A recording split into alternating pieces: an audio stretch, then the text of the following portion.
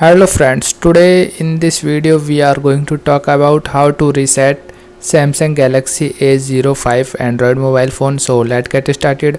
So first of all you need to press the power button for 3 seconds. When you press the power button for 3 seconds, you can see the power menu on your screen. Just tap on power off. When you tap on power off, the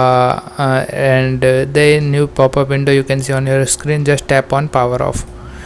So wait for 3 seconds to 5 seconds until then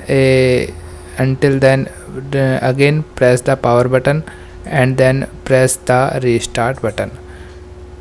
And when your mobile has restarted, you can see your Android mobile phone is reset.